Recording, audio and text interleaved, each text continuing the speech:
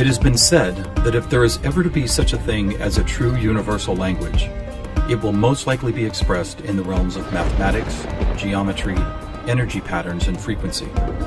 Could it be that this language, or at least the foundation of it, already exists here on Earth?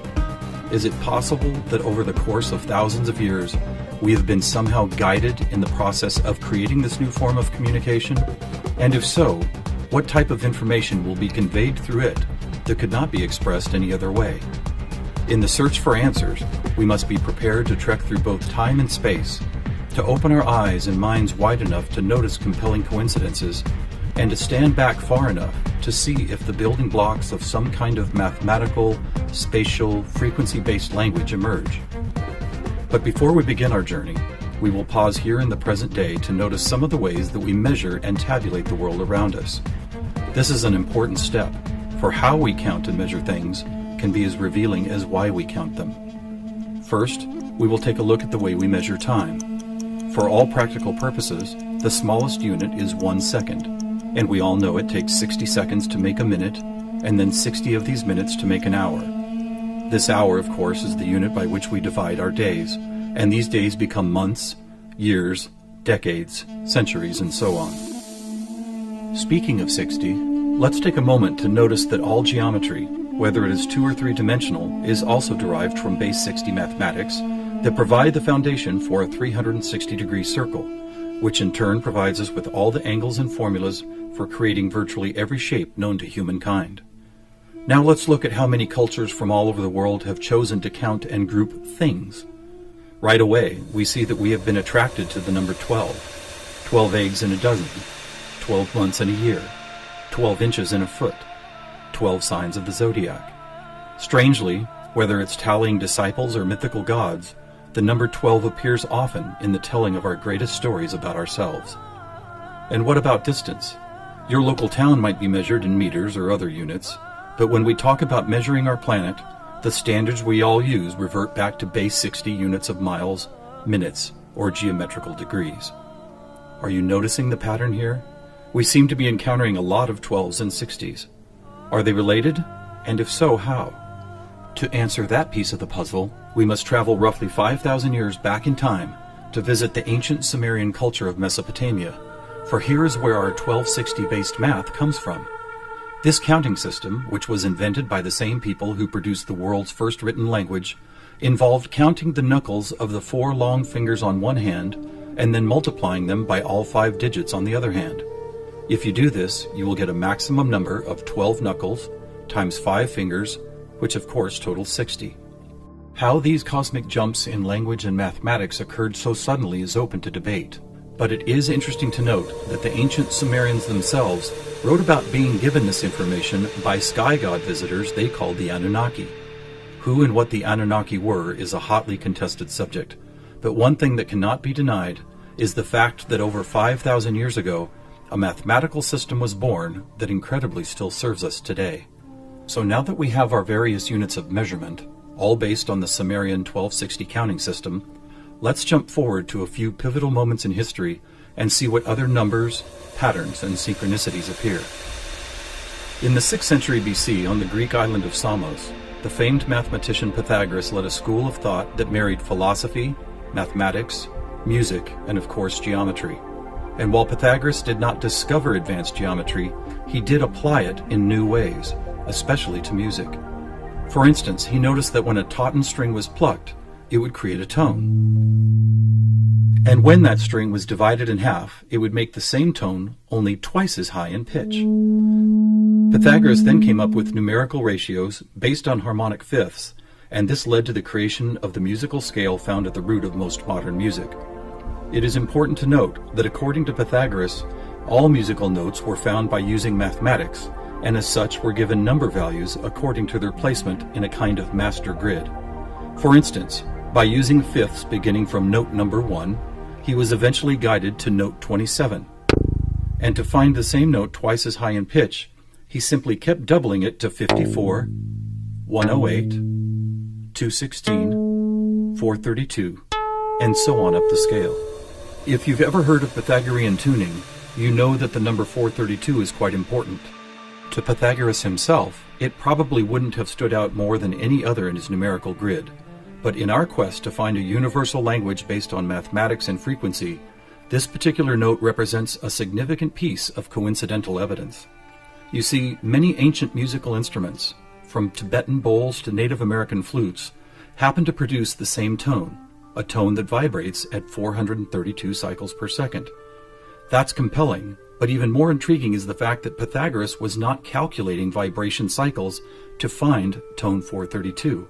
It just happens to be the same number. What's more, for decades, most modern musical instruments were also tuned to this same fourth octave A, with a value of 432 cycles. How could this be? Who chose this particular note as the keystone for instrument tuning, and more importantly, why? Here is where a deeper mystery begins to emerge, and to explore it we will need to go back to Pythagoras' other passion, geometry. It is not an exaggeration to say that to Pythagoras and his disciples, geometry and math held a key to the nature of all life everywhere, and maybe it does. Let's look at the first four geometric shapes, the circle, triangle, square, and pentagon. In each of them are angles of degrees that, when added together, always total a specific number relative to that particular shape. For instance, if we take a triangle, the sum total of all three interior angles is always 180. For both the square and circle, it is 360. For a pentagon, it is 540. Now at this moment, let's step back and look at these numbers in a different way, as there seems to be something about them that reaches beyond a simple sum of angles. Did you notice that they happen to be in the same numerical neighborhood as tone 432? What's more, they all add up to 9, just like 432. As an experiment, let's take a look at the numbers found in basic geometric shapes, then apply those numbers as vibration cycles to hear the tones they produce. First, let's listen to what the 180 total degrees contained in a triangle sound like.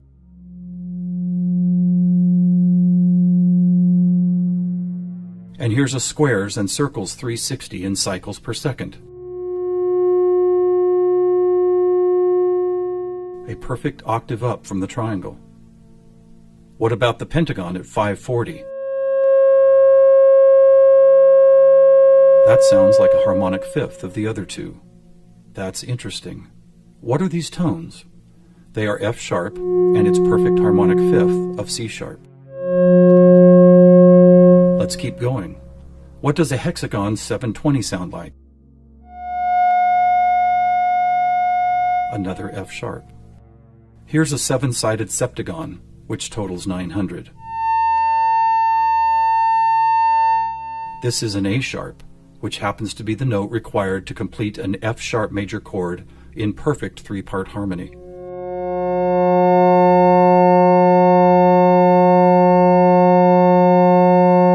And finally the octagon, where we get 1080, another C sharp. Suddenly, geometry is expressed by tones, and these tones just happen to create the most beautiful form of music, a perfect three-part major chord in the key of F sharp.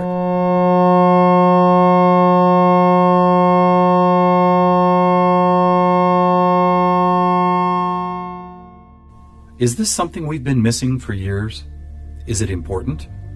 To the famous philosopher and mathematician Plato, the answer would have been a resounding yes, for it is Plato who advanced the study of two-dimensional geometry into three-dimensional geometry, and who began to recognize that nature, whether expressed as a tone, the petal design of a flower, or the spiraling design of a seashell, seemed to follow a 3D mathematical pattern. In fact, it became an obsession of Plato to try and find the simplest three-dimensional geometric shapes, and his quest ultimately revealed what we now call the Platonic solids. In essence, these forms represent the most elemental construction blocks found both in human-made and natural forms. So let's see if and how they fit into our geometry tone grid. First, there is the tetrahedron, or a three-sided pyramid comprised of four interlocking triangles. As we did before, let's add up all the angles found in those four triangles. The answer, 720, which we have already seen is the tone F sharp.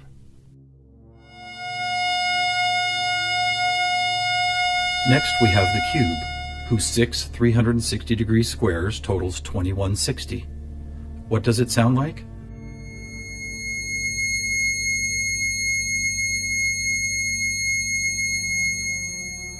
2160 is a high C sharp, and as you will see later, a very interesting number for other reasons as well. Next up is the octahedron. Constructed of 8 triangles, this shape totals 1440, which is another perfect F sharp higher up the scale. The icosahedron is made up of 20 triangles, so the total number of degrees is 3600. As a tone, 3600 vibration cycles create the A sharp needed to complete yet another F sharp major chord that sounds like this.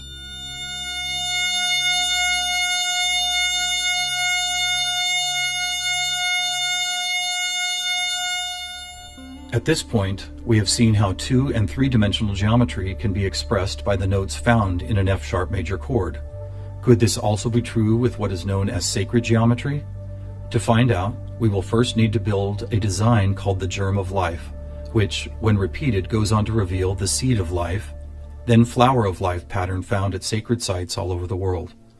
First, we start with a circle at 360 degrees, which is the familiar F sharp. We then add our second circle, bringing the total to 720, another F sharp.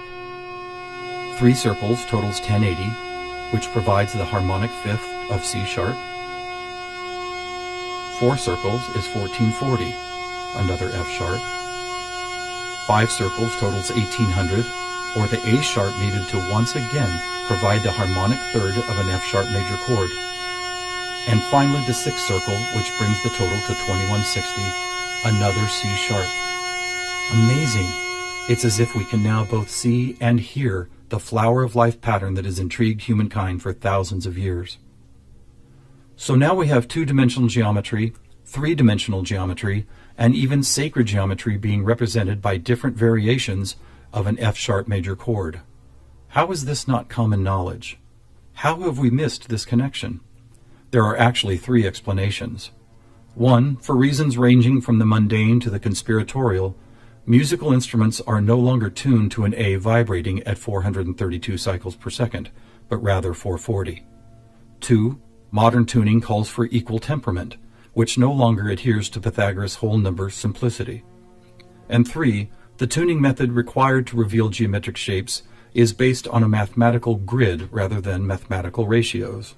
This grid, if it had a name, would probably be called something like factor 9, because the number 9 is found not only in the sum of every note on the grid, but also as the number required to move up or down the scale.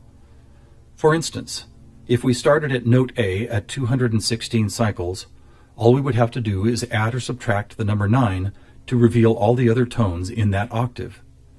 And it is here, on this incredible factor 9 grid, that we find not just some of our geometric numbers, but all of them. Conversely, modern A440 tuning reveals not one correlation to geometric numbers. Now let's go back for a moment and take a look at one of these numbers, 2160. The number expressed by both the cube and the germ of life pattern. You may have already noticed that without the 0, it is exactly half of our magic 432.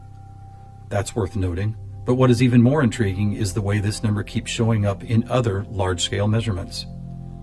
To discover one of these measurements, we will need to jump forward from Plato's time to when the Mayan civilization was flourishing.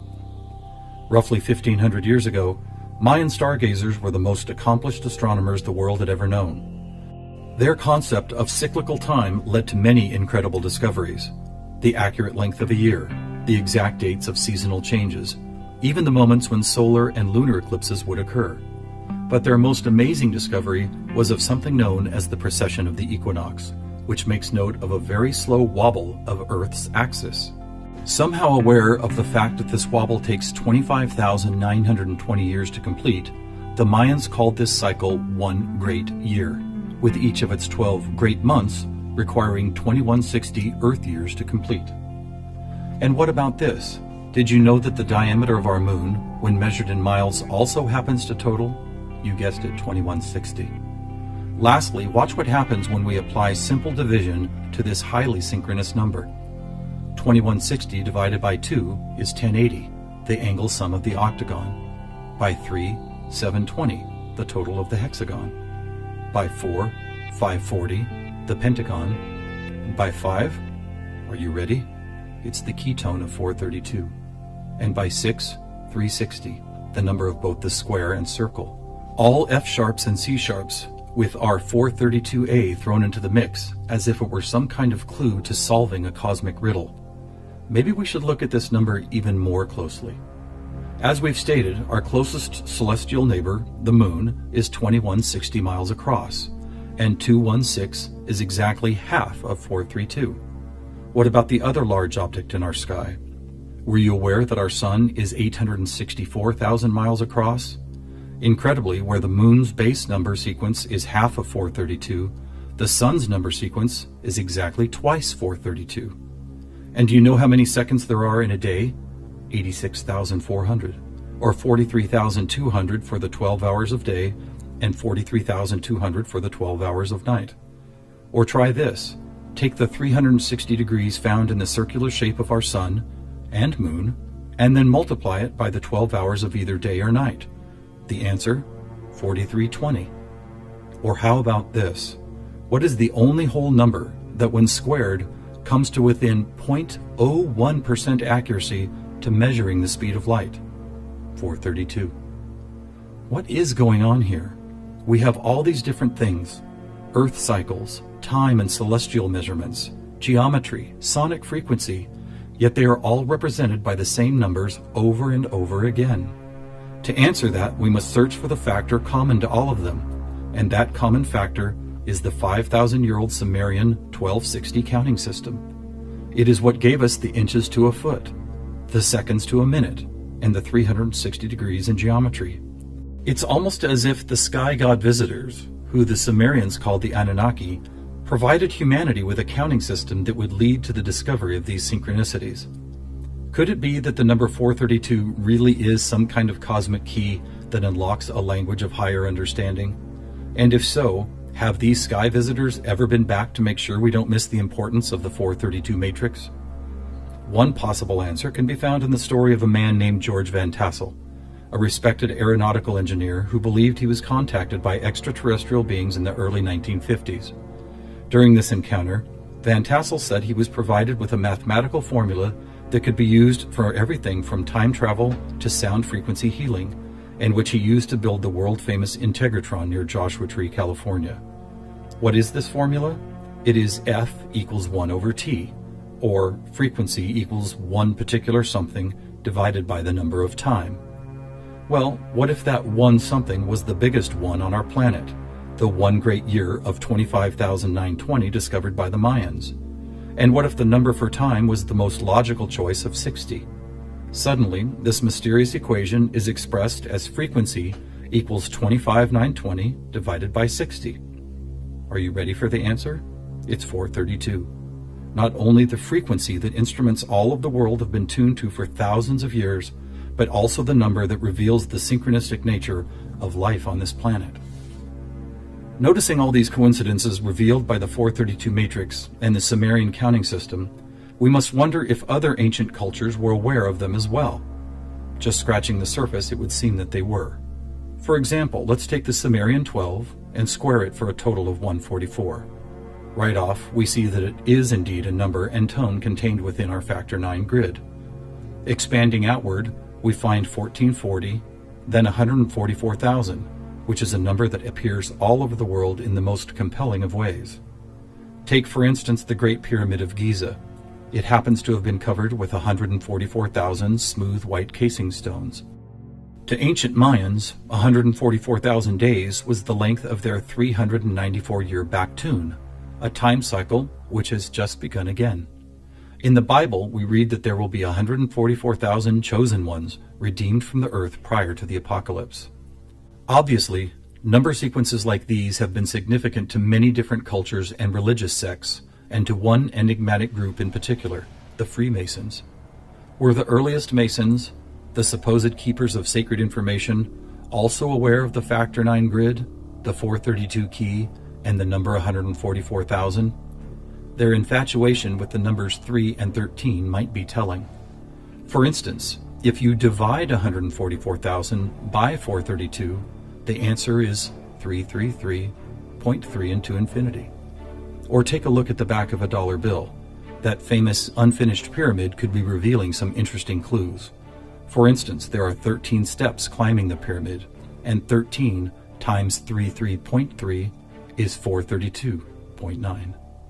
Even the shape of the flat-topped pyramid appears to be made as if someone had drawn 4 dots in a line, then 3 above it, then 2 above that, and then connected those dots to reveal this iconic shape. And of course, let's not forget that the square root of our all-important factor 9 grid is 3 threes. Who else knew about 432? The answer is surprising. In India, large cycles of time are called Kali Yugas, and each one is 432,000 years long. In fact, the number 432 appears so often in sacred structures and myths, from Stonehenge to the pyramids, that author Joseph Campbell could not help but see it as the most important mythological number in history. So what do we have here? What is it that's trying to be expressed by all of these coincidences? One answer is that over the course of history, we have been somehow guided toward both the subconscious creation and eventual conscious recognition of a grand pattern based on frequency, mathematics, time, space, and geometry. Quite possibly, these synchronistic numbers, shapes, and tones represent the building blocks of a language that we do not yet fully understand, but could turn out to be the most important language we will ever learn. How will we use it? Who will we be conversing with? Time will tell. Thousands of years ago, from locations all over the globe, various prophets, shamans, and seers described an era when humanity would make some kind of cosmic leap into a next level of consciousness. Here, at the dawning of the age of Aquarius and the start of a new Mayan Baktun cycle, maybe it's happening.